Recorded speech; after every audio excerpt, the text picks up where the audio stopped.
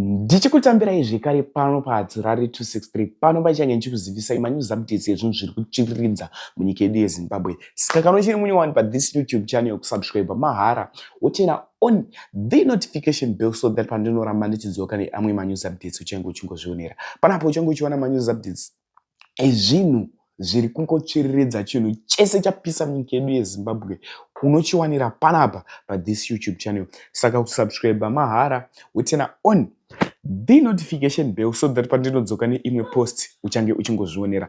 Panapo uchange uchiwana manews updates ezvinhu zviri kuchiridza munyika yedu yeZimbabwe. Saka ndatigare tasubscribe nekutena on the notification bell. Vadikani, sekuzwa kwamunozviita manews updates panapa tinoona kuti kamabatanidza tinenge tichiitira kuti uwane manews updates akangoti one day pasame video. First video ividhiyo remurume uyo abuda mastreets esocial media achitaurawo maonero ake pamusoro penyaya ye1 million challenge yakaitwa Cup Clash yemaprofita munyika ino yeZimbabwe yakataurwa naProphet Emmanuel Makandiwa. Prophet Emmanuel Makandiwa, muonero wandiri kuzviita inini, view yandiri kuzvipa inini, vamwe vanhu vari kushora vachiti challenge yakashata, haina kunaka. But takatarisa munyika ino yeZimbabwe maprofita mazhinji in'anga, takada kuzvitarisa amwe achona mazhinji in'anga. Ngatitaurei chokwadi, ndationesa nechokwadi kuti zvandataura ichokwadi here kana kuti ndainyepa kuti maprofita mazhinji azara munyika yedu yeZimbabwe in'anga. Zvisinei, da kumbokusiyai muchiona video iro. Wapedza kuona video ndobva ndakuisirai video ranze Prophet Emmanuel Makandiwa havasi kubatika kuchechi candigate nhasi amuwawani. Ndarimbone this video. Ko munhu waMwari. Yes baba. Nyaya ye1 million yavamakandiwa mune chekutaura we? Ya kutaura ndinogona kuva nawo mashoko. Sekuti baba Makandiwa havasi munhu mudiki. Ivo vega pachavo vanofanira kuziva kuti mweya kana uchidururwa pamunhu chinangwa chavo panyika pano ndechei. Ndechekuprofita upfumi hwepanyika pano here? Kana ndechekuprofita denga revanhu kuti vanoenda sei kudenga.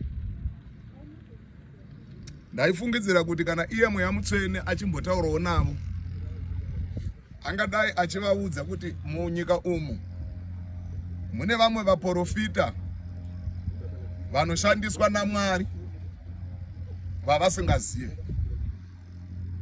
Ndaona sekuti paita era yakamboitika nezuro kuna Elijah paakanga achizviudza kuti ndini rega muprofita, Mwari akazomudza kuti ndine vamwe vaprofita vangu vakavharirwa. Izwi rangu hangu ini sababa guta randoda kuisa pamberi penyika.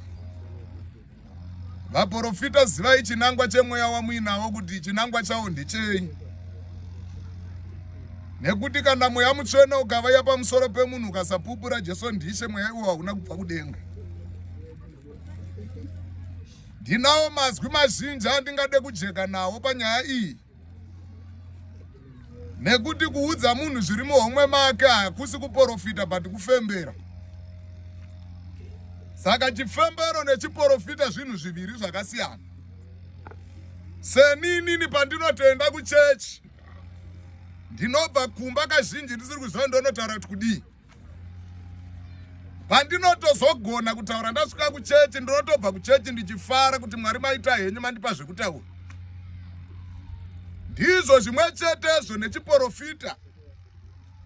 Nyasha dzaMwari dzikatibata tinoprofita, but kana dzisina varume tinongopedza toparidza toenda kumba. Chakaipa kunyepa nekufeka sekuti nhema dziendese vanhu kudenga. Saka ndati ndiise mashoko kunyika yeZimbabwe. Vane chifembero endai muri kudiwa. Sekuti chifembero nechiprofita zvinhu zvakasiyana. Zvandongodawo kuudza baba vedu vaMakandiwa. Nyika ino yakakura, Mwari wamuri kunzwa anotaurawo nevamwe. Pane vanhu vane mweya zvichida kutokudarika dzimwe nhambwe.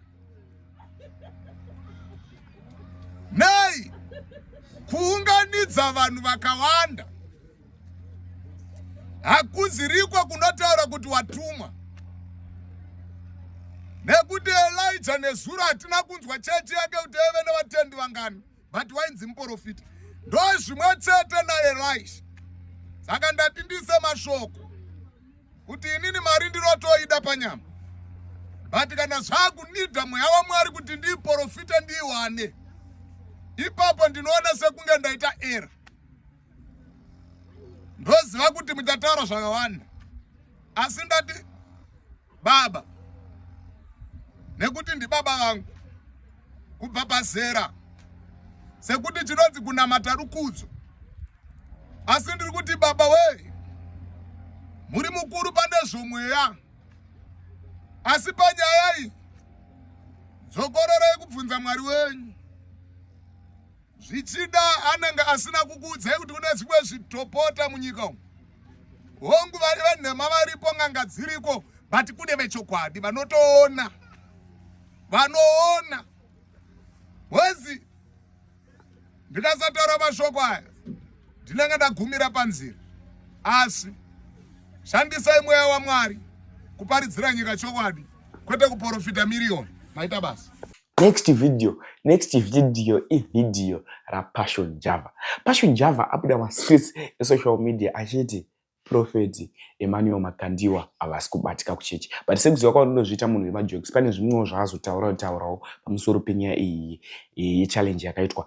Nhasi muchange muchiiwanira panapa challenge yachona. Ndichamaposta mavideos achona ende ndichaswera ndichimamwaya. Saka ndati garei tazara nakudhara. Takagadzirira kuti atirari tatomirira kuti ave nemavideos. Subscribe tatione Passion Java. Much love. Meaning people like Prophet Angel, no, or Prophet Passion. Narukuti muPentecostal medu matinoona. Mapinda ng'anga nemapostori nevanhu vanotenga vanhu. So as a father in the prophetic, Ramakandiwa vakisa order muPentecostal church. Saka isi nyaya yekuti titi ngenge ng'anga, ndakazinasoona video ravo vese ndakava understand. He mentioned ng'anga, vanhu nemadhimoni, mapostori, every time. He is a prophet, he believes and he prophesies. Those vakaita vakaprofita vaMugabe, vakaprofita vaNingilaya, maminista vaita vara. Because vanotoona. But kune vanhu vakuita kushopera church. Saka beto yavo ndeyekuti vabuditse kusiyana kwemaPentecostal ng'anga nemapostori. Do you think kuti iwo mwana waProphet Kusi Boateng? Boateng anozikanwa nekunonga tsono. If you hear pakwaya vaBoateng kuUFA, vaMakandiwa vakamira pachesi pamberi pevanhu. Vakati murume wamuri kuona wanda kuintrodusa vaBoateng anogara mucabinet yaMwari inotsura Mwari. Oti munhu akadarandadza kuonere kuti kusesande momwe maMakandiwa mune shinda, mune kashinda. Anoona.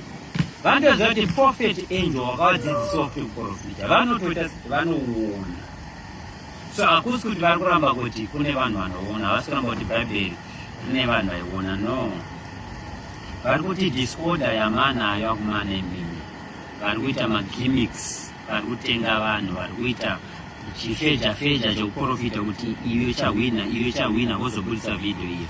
That's all he was saying. Saka mangwana havasi kuyo chechi.